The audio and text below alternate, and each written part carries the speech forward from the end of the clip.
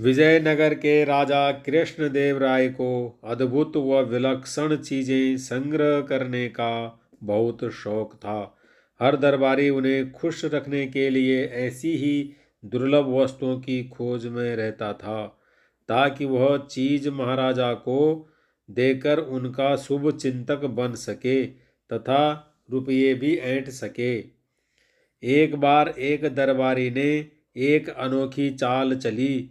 उसने एक मोर को रंगों के एक विशेषज्ञ से लाल रंगवा लिया और उस लाल मोर को लेकर वह सीधा राजा कृष्णदेव राय के दरबार में पहुंचा और राजा से बोला, महाराज, मैंने मध्य प्रदेश के घने जंगलों से आपके लिए एक अद्भुत व अनोखा मोर मंगाया है। राजा कृष्णदेव राय ने उस मोर को बड़े गौर से देखा।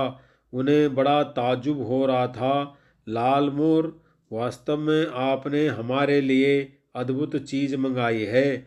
हम इसे राष्ट्रीय उद्यान में बड़ी हिफाजत से रखवाएंगे। अच्छा, यह तो बताओ कि इस मोर को मंगाने में तुम्हें कितना रुपया खर्च करना पड़ा। दरबारी ने अपनी प्रशंसा सुनी तो वह प्रसन्न हो उठा। बड़े ही विनम्र भाव से वह राजा से बोला, महाराज, आपके लिए यह अनोखी वस्तु लाने के लिए मैंने अपने 2 सेवक पूरे देश की यात्रा पर भेज रखे थे। वे वर्षों तक किसी अद्भुत वस्तु की खोज में लगे रहे।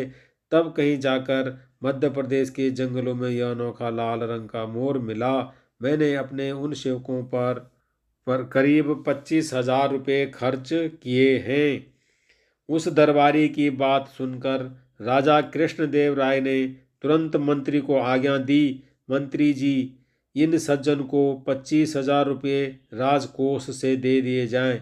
मंत्री को यह आज्ञा देकर राजा ने दोबारा उस दरबारी से कहा, यह तो आपको वह रुपया दिया जाता है जो आपने खर्च किया है।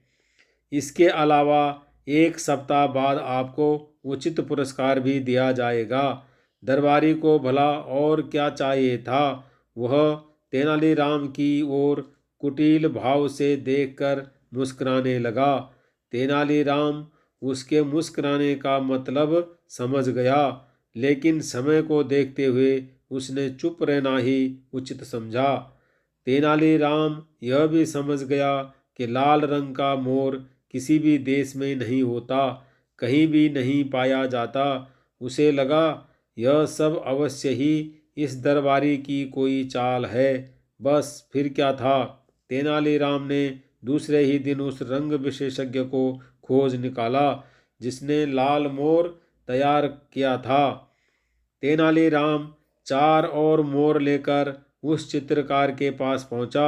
उसने उन्हें लाल रंग से रंगवा कर तैयार कराया और उसी दिन उन्हें दरबार में ले जाकर राजा से कहा, महाराज, हमारे मित्र दरबारी ने 25,000 से केवल एक लाल मोर ही मंगवाया था और मैंने सिर्फ 50,000 में उससे भी अधिक सुंदर 4 लाल मोर ले आया हूँ। राजा ने देखा, सचमुच तेनालीराम के चारों मोर उस दरबारी वाले मोर से कहीं अधिक सुंदर और सुर्ख लाल रंग के थे। राजा को आज्ञा देनी पड़ी, तेनालीराम को राजकोष से 50,000 रुपये फौरन दे दिए जाएं।